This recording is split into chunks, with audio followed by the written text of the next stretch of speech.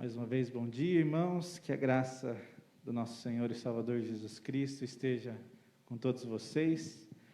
Como é bom estarmos aqui nesta manhã, como é bom vermos os irmãos aqui nesta manhã, enche os nossos corações de alegria. Que Deus abençoe grandemente a vida de vocês, que Deus abençoe grandemente a vida de todos aqueles dos nossos irmãos, daqueles que estão nos assistindo pela primeira vez, pelo Facebook. Que Deus abençoe grandemente a sua vida. Volte outras vezes a assistir o nosso culto pelo Facebook. Estamos com o nosso culto também presencialmente. Que Deus abençoe grandemente a vida de vocês. Nesta manhã, irmãos, eu quero meditar, quero expor a passagem bíblica do texto de Hebreus, Epístola aos Hebreus, capítulo 13, do verso 1 ao 6. Vamos abrir a palavra do Senhor em Hebreus, capítulo 13, do verso 1 ao 6. A palavra do Senhor nos diz: seja constante o amor fraternal. Não se esqueçam da hospitalidade. Foi praticando-a que, sem o saber, alguns acolheram anjos. Lembre-se dos que estão na prisão, porque na prisão, como se aprisionados com eles, dos que estão sendo maltratados, como se fossem vocês mesmos que o estivessem sofrendo no corpo. O casamento deve ser honrado por todos, o leito conjugal conservado puro, pois Deus julgará os imorais e os adúlteros. Conservem-se livres do amor ao dinheiro e contente-se com o que vocês têm, porque Deus mesmo disse: nunca o deixarei, nunca o abandonarei. Podemos, pois, dizer com confiança: o Senhor é o meu ajudador, não temerei. O que me podem fazer os homens? Oremos. Santo Espírito de Deus, pedimos nesse momento iluminação da Tua Palavra, que a Tua Palavra fale aos nossos corações, nos mostre a Tua vontade, em nome do Teu Filho amado Jesus Cristo. Amém. Quero hoje falar um pouco com os irmãos sobre sermos constantes, pois esse é o tema da nossa mensagem. Seja constante. Precisamos ser constantes no amor. Precisamos ter gratidão constante e também que a nossa fé possa ser constante, sempre confiarmos, sempre confiando no Senhor. É sobre isso que nesta manhã quero falar um pouco com os amados irmãos. Em primeiro lugar, quero falar sobre a prática do amor. A prática do amor. O verso 1, acompanhe comigo o verso 1 da exposição do texto. O verso 1 diz assim: seja constante o amor fraternal.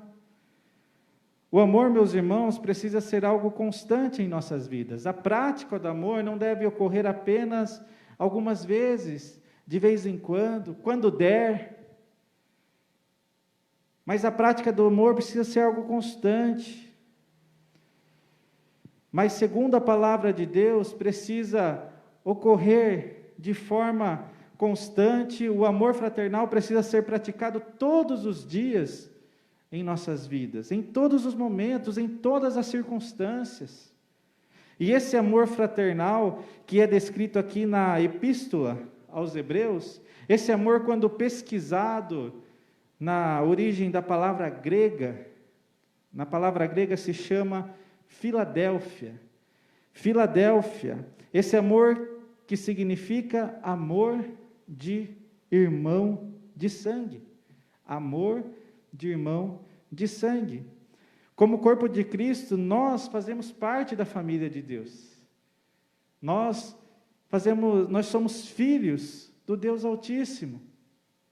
E esse amor de irmão é o que nós precisamos viver praticar cada dia mais em nossa comunidade cristã, viver cada dia em nossas vidas, em nosso dia a dia, pois é o que a palavra do Senhor nos ensina a viver, é o que a palavra do Senhor está nos ensinando. Será que eu e você, nesta manhã, será que eu e você estamos sendo constantes na prática do amor? Será que nós estamos sendo constantes na prática do amor? É algo para refletirmos.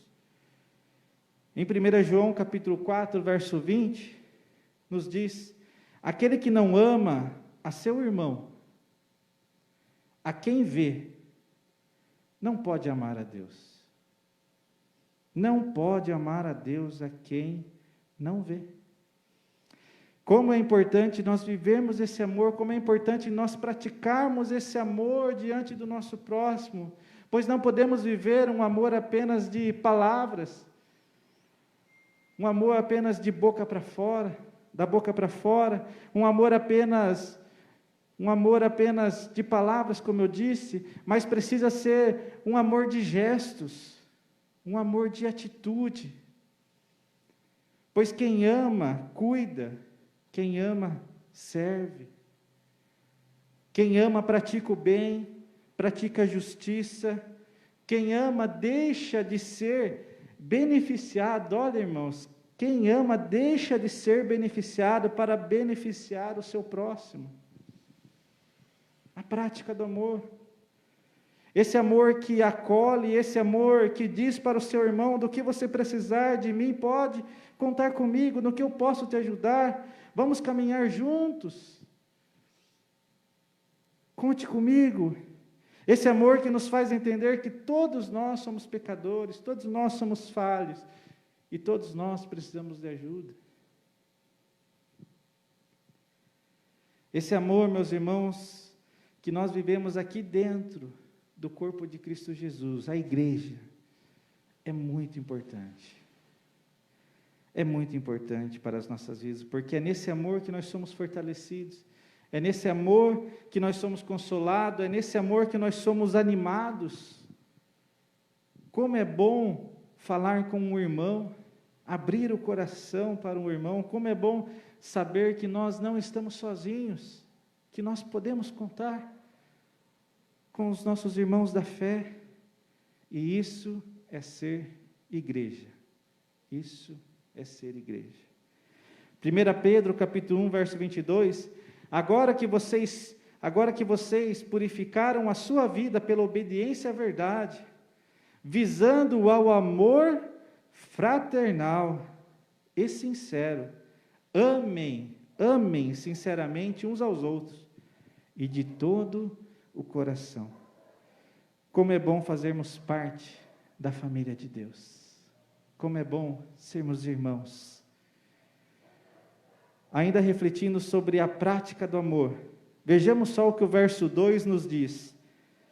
Verso 2: não se esqueçam da hospitalidade, foi praticando-a que, sem o saber, alguns acolheram anjos.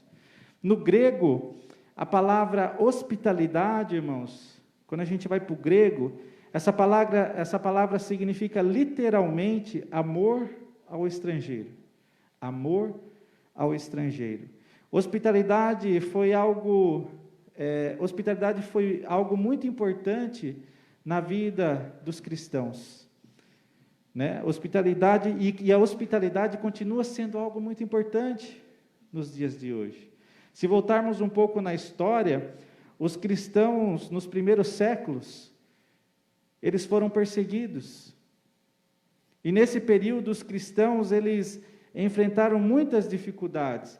Muitos precisavam sair de suas casas, muitos perderam suas posses, muitos precisavam se esconder do Império Romano. Grandes eram as dificuldades. É por isso, meus irmãos, que nesse contexto a hospitalidade era muito importante, porque os cristãos, eles abriam as suas casas para acolher os cristãos que precisavam de ajuda. Sob o verso 2 ainda, o texto nos diz assim: foi praticando-a, foi praticando o quê? A hospitalidade. Foi praticando-a que, sem o saber, alguns acolheram o quê? Anjos. Anjos. Na própria Bíblia, meus irmãos, nós temos exemplo de pessoas que hospedaram anjos. Por exemplo, Abraão e Ló. Abraão e Ló hospedaram anjos em suas casas. E que as nossas casas também, meus irmãos, possam ser um lugar de hospitalidade. Um lugar de acolhimento, um lugar onde as pessoas se sintam bem, se sintam amadas, acolhidas. Um lugar onde as pessoas sintam a maravilhosa presença do Espírito Santo de Deus. Foi praticando-a que, sem o saber, alguns acolheram anjos. Quão maravilhoso é isso, meus irmãos. Acompanhe comigo agora o verso 3. O verso 3 nos diz assim: lembrem-se dos que estão na prisão, como se aprisionado com eles, dos que estão sendo maltratados, como se fossem vocês mesmos que os estivessem sofrendo no corpo. O verso 3 está nos falando sobre os que se encontram encarcerados. E nesse contexto aqui, irmãos, o texto está falando dos cristãos que estavam presos devido às perseguições, por anunciar o Evangelho, por serem cristãos, por não negarem os ensinamentos de Cristo Jesus. E hoje em dia também, quantos cristãos são perseguidos? Quantos cristãos precisam pregar o Evangelho de forma escondida? Quantos cristãos não têm a liberdade de se reunirem para cultuar a Deus? E esses dias mesmo estava vendo um vídeo de um pastor, o qual admiro muito, chamado Paul Washer, e ele estava pedindo oração por cristãos. Ele estava pedindo oração por cristãos que estão passando por momentos difíceis. Cristãos que estão enfrentando grande perigo de morte e violência. Essa semana ou semana passada, se eu não me engano, eu estive vendo esse vídeo nas redes sociais, pedindo oração pelos cristãos que estão sofrendo. E nesse contexto, meus irmãos, se os irmãos me permitirem, eu quero rapidamente aqui trazer um testemunho para os irmãos, um testemunho que eu recebi no WhatsApp, também vi nas redes sociais, e gostaria que os irmãos ouvissem. Talvez alguns irmãos aqui já ouviram esse testemunho, mas é sempre bom relembrarmos, é sempre bom trazermos à memória esses testemunhos maravilhosos, marcantes. Eu queria aqui rapidamente passar aos irmãos, já que estamos falando de perseguição.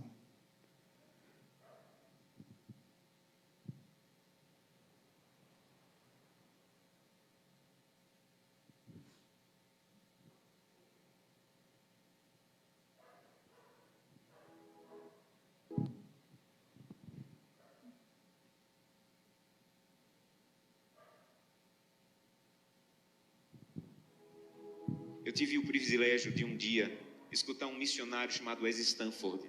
Ele passou uma parte da sua vida ajudando a igreja na Etiópia, que por 17 anos esteve sob o regime comunista.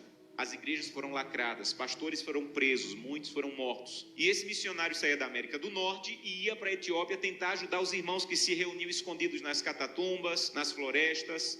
E um dia ele foi na cidade de Soto, uma cidade no sul da Etiópia, e conheceu um pastor chamado Tadessa Assai, um homem de Deus que tinha uma especialidade. A especialidade do pastor Tadessa era pregar nos funerais. Onde tinha um funeral, o pastor ia. Então, quando a polícia sabia onde tinha funeral, ia lá porque o pastor estava pregando, pegava o pastor, prendia o pastor, espancava o pastor, soltava o pastor e ele voltava a pregar. E um dia a polícia ficou com tanta raiva que disse assim: nós não vamos mais soltar o pastor Tadessa, ele vai ficar preso agora. E ele pensou: já que eu vou ficar preso, vou pregar na prisão. E levou 22 a Jesus Cristo dentro da prisão. E a polícia disse: não vamos mais soltar o pastor Tadessa, nem vamos mais deixar ele preso, nós vamos matar o pastor Tadessa eletrocutado.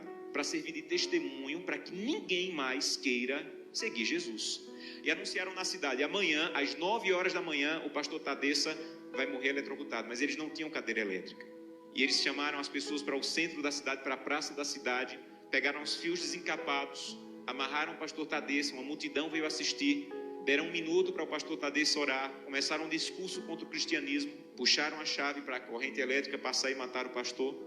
Houve uma explosão, fumaça e faísca para todo lado, a corrente elétrica não chegou e o pastor não morreu. Desamarraram o pastor e disseram: vão para casa, um eletricista vai consertar a gambiarra e amanhã nessa mesma hora o pastor Tadeça morre. E o pastor Tadeça pensou: já que eu vou morrer amanhã, vou passar a noite em oração. E voltou para a cadeia e passou a noite em oração. No outro dia, a mesma coisa. A multidão veio, amarraram o pastor Tadeça, alguém havia passado o dia tentando consertar, puxaram a chave, explosão de novo, fumaça e faísca, a corrente elétrica não chegou. E a multidão começou a apertar tanto, fazer tanto barulho, que a polícia ficou temerosa, desamarrou o pastor e disse assim: vai embora daqui. E esse missionário estava lá e disse que acompanhou o pastor Tadeça e disse assim: pastor Tadeça, o que é que o senhor vai fazer? Um homem que passou 2 vezes pela morte, o que é que o senhor vai fazer? E ele disse assim: tem um funeral, e eu soube que tem um funeral, eu vou lá pregar.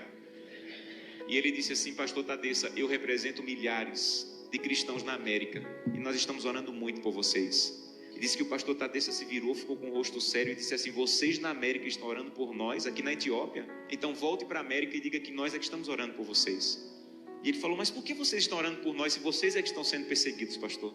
E ele falou: irmão, ninguém na Etiópia acorda sem pensar, nenhum cristão na Etiópia acorda sem pensar: hoje pode ser meu último dia de vida, pode ser que hoje seja descoberto e seja preso e morto. Então, como nós não sabemos se esse é o último dia de vida, todo cristão na Etiópia passa o dia em oração. Não importa o que nós façamos durante o dia, passamos o dia em oração. Mas eu soube que as coisas vão muito bem na América e que tem cristão na América que consegue passar o dia inteiro sem orar. É verdade que tem cristão na América que consegue passar o dia inteiro sem orar?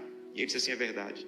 Ele falou: você sabe que é proibido se reunir, mas nós precisamos tanto do corpo de Cristo que, mesmo sendo proibido, nós nos encontramos escondidos à noite, no escuro, na floresta, nos cemitérios, porque nós precisamos do corpo de Cristo. Mas eu soube que vocês têm igreja na América em todas as esquinas, e vocês podem entrar na igreja a hora que quiserem, que a polícia não vai entrar para espancar vocês. Mas eu soube que na América, no dia de culto, tem cristãos que ao invés de ir para a igreja, ficam em casa assistindo. É verdade que no dia de culto vocês podem ir a hora que quiserem, e vocês não vão, vocês ficam assistindo. É verdade que isso acontece na América, irmão? Ele disse assim: é verdade. E ele disse assim: missionário, a minha congregação tinha apenas uma Bíblia, e eu fiquei com medo de ser preso e minha Bíblia ser queimada. Então reuni minha congregação e com lágrimas nos olhos disse: irmão, eu não tenho como guardar a Bíblia, o que nós temos de mais precioso. Se eu for preso, ela vai ser destruída. Então eu comecei a rasgar as páginas da Bíblia e comecei a dividir para cada pessoa. Era mais fácil guardar porções da Bíblia do que uma Bíblia inteira com uma pessoa só. E quando eu estou à noite pregando, no escuro, no meio do meu sermão, eu digo: eu preciso de Isaías 53. E alguém lá do escuro começa a recitar do fundo do coração aquela página que ele levou rasgada para casa e decorou. Mas eu soube que na América vocês podem ter 8, 10 Bíblias em casa. E eu soube que tem cristãos na América que, apesar de terem 8, 10 Bíblias em casa, passam uma semana sem ler a Bíblia. É verdade? E ele disse assim: é verdade, nós é que precisamos de oração. Meus irmãos, urgentemente precisamos de oração. Porque cantamos: breve Jesus voltará. Levantamos a mão no apelo dizendo assim: eu quero voltar para o céu para ser dono de tudo. Mas ainda não estamos indo a Jesus de maneira séria, para que Ele arranque o egoísmo do nosso coração e que nós possamos entrar na porta do céu e nós não vejamos a rua de ouro nem a parede de pedra preciosa, mas nós possamos olhar para o rosto maravilhoso de Jesus, aquilo que nós aprendemos a olhar. Até aqui, irmãos. Que testemunho marcante, né? Maravilhoso. Que possamos refletir sobre esse testemunho aqui. Por isso que o verso 3 do texto que acabamos de ler nos diz assim: lembrem-se. Não podemos esquecer daqueles que estão sendo perseguidos, daqueles que estão sofrendo, pois ainda existe muita perseguição. E principalmente, irmãos, precisamos orar, como nós vimos aqui nesse testemunho maravilhoso. Orar. Dobrar nossos joelhos, precisamos orar por nossos irmãos, precisamos orar por missionários que estão passando por dificuldades, missionários que estão arriscando a vida por levar o evangelho da cruz. Temos que ter uma vida de oração, dobrar os nossos joelhos. que Deus possa ser prioridade em nossas vidas. Prioridade. Acompanhe comigo o verso 4. Vamos para o verso 4 agora. O verso 4 nos diz assim: o casamento deve ser honrado por todos, o leito conjugal conservado puro, pois Deus julgará os imorais e os adúlteros. O nosso lar, meus irmãos, deve ser o primeiro lugar a praticarmos o amor. Primeiro lugar a praticarmos o amor. Dentro do nosso lar, dentro da nossa família, precisa existir amor, precisa existir paz, precisa existir alegria, porque quando nós refletirmos sobre o amor dentro de nossas casas, estamos falando sobre cuidado, estamos falando sobre união, e quando nós olhamos para o cenário que nós estamos vivendo hoje das famílias, nós vemos muitas famílias sofrendo por causa da falta de amor no lar. Muitas famílias estão sofrendo. Por isso que nós precisamos praticar o amor. Famílias estão sofrendo porque não encontram mais o amor dentro de casa. Famílias estão sofrendo porque não existe mais respeito, não existe mais cuidado, não existe mais prioridade, não há mais diálogo, não há mais perdão, não há mais reconciliação. A vida conjugal hoje em dia também tem sido muito banalizada. Muitos divórcios, casamentos apenas de fachada, mentiras, adultérios. É por causa disso que muitas famílias estão sofrendo. Por isso que nós precisamos praticarmos principalmente o amor dentro de nossos lares. Vivermos esse amor verdadeiro de Cristo Jesus. Em segundo lugar, sejamos sempre gratos a Deus. Sejamos sempre gratos a Deus. Conservem-se, verso 5 nos diz, conservem-se livres do amor ao dinheiro e contente-se com o que vocês têm. Precisamos, irmãos, termos muito cuidado com a avareza, com amor ao dinheiro, às riquezas. Há muitas pessoas que se vendem pelo dinheiro. Há muitas pessoas perdendo seus valores por causa do dinheiro. Não existe nenhum problema no dinheiro, não existe nenhum problema em ganharmos dinheiro, até porque nós precisamos trabalhar, e digno é o trabalhador do seu salário. Mas o problema está em colocar o nosso coração no dinheiro. Colocar o nosso coração, amarmos o dinheiro. E quando uma pessoa ama o dinheiro, ela se torna egoísta. Ela se torna egoísta, ela pensa em si própria. É o famoso, o que nós chamamos o famoso pão duro. O famoso pão duro. Pessoas que querem acumular bens para si. Certa vez eu vi uma história de uma pessoa que possuía muitos bens. Era uma pessoa que tinha muito dinheiro, muitas posses. Mas mesmo possuindo tudo isso, ela dependia de favores. Ela pedia favores para os outros. Olha só, meus irmãos, o que a avareza faz com o coração e com a mente de uma pessoa. São pessoas que querem ter cada vez mais dinheiro, e a avareza impede que as pessoas tenham um coração generoso, tenham atitudes generosas. Por isso que é preciso nós tomarmos muito cuidado com a avareza, estarmos sempre vigiando o nosso coração, porque o nosso coração é enganoso, nosso coração é enganoso. E a palavra do Senhor nos diz em Mateus capítulo 6, verso 21, pois onde estiver o teu tesouro, aí também estará o teu coração. É por isso, meus irmãos, que o final do verso 5 nos diz assim, contentem-se com o que vocês têm. Porque Deus mesmo disse, nunca o deixarei, nunca o abandonarei. Precisamos sempre ter um coração grato a Deus por tudo aquilo que Ele tem nos dado. Gratidão constante, pois o nosso Deus tem nos abençoado, o nosso Deus tem sustentado as nossas vidas. Quantas bênçãos Deus tem derramado sobre nós. Quantos motivos de alegria, quantos motivos de gratidão nós poderíamos aqui falar ao nosso Deus por tudo aquilo que Ele tem feito por nós. Na carta do apóstolo Paulo aos Filipenses, capítulo 4, verso 11, diz assim: digo isto não por causa da pobreza, porque aprendi a viver contente em qualquer situação.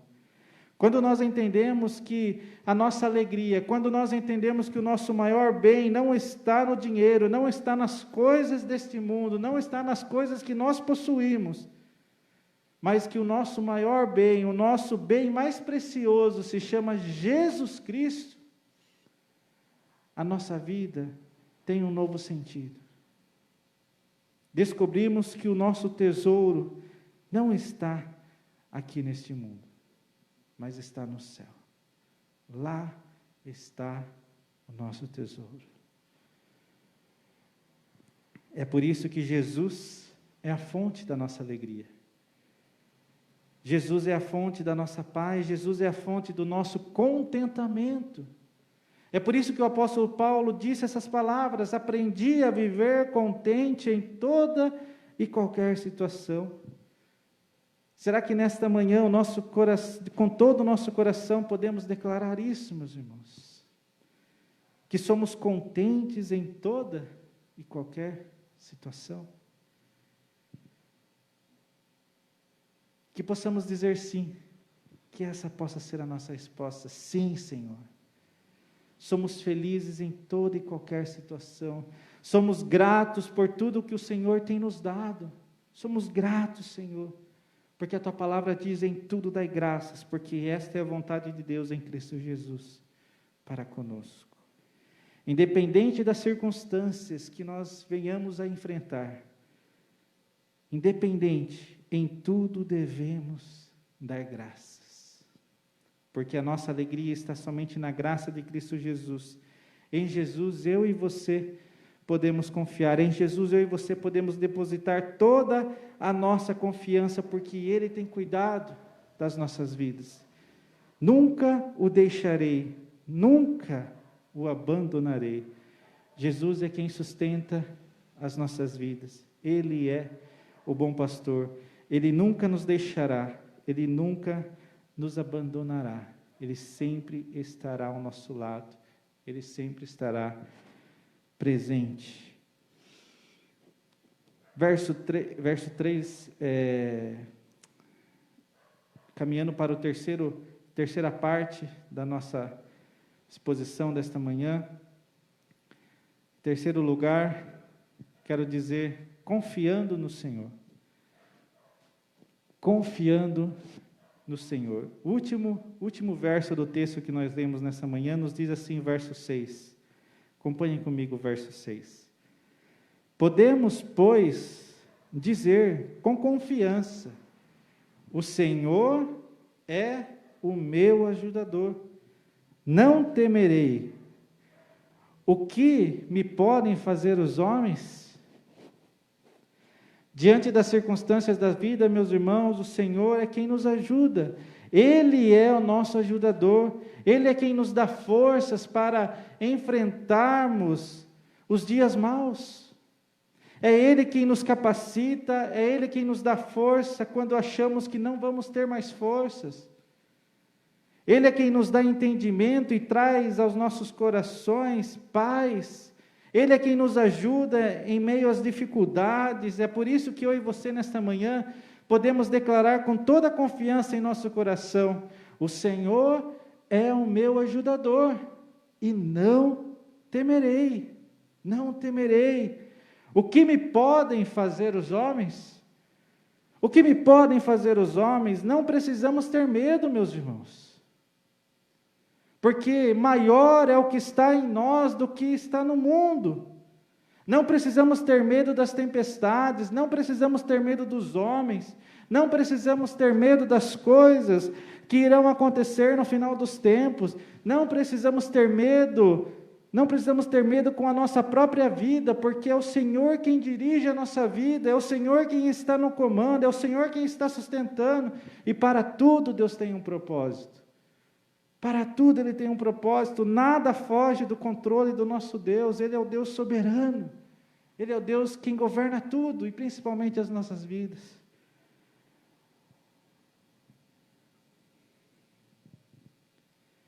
Eu e você precisamos apenas confiarmos de todo o nosso coração sobre os cuidados de Deus. Confie no Senhor, não duvide, mas coloque toda a sua confiança nele. Coloque toda a sua confiança no Deus Todo-Poderoso. Que o Senhor Jesus nos ajude, meus irmãos. Que o Senhor Jesus nos ajude. Nos ajude a praticarmos o amor, a vivermos o verdadeiro amor de Cristo Jesus. Que o Senhor Jesus nos dê forças, mesmo nós passando por perseguições, por tribulações. Que o Senhor Jesus possa nos dar alegria. Que o Senhor Jesus possa, nesta manhã, renovar as nossas forças, renovar a nossa esperança, para enfrentarmos as lutas de cada dia. Que possamos também sempre termos um coração grato diante de Deus por tudo aquilo que tem feito em nossas vidas. Sempre confiando no Senhor, confie no Senhor. Independente das circunstâncias, sempre confie no Senhor. Ainda que eu ande pelo vale da sombra da morte, não temerei mal algum, porque Tu estás comigo, a Tua vara e o Teu cajado me consolam. Que o Senhor Jesus nos abençoe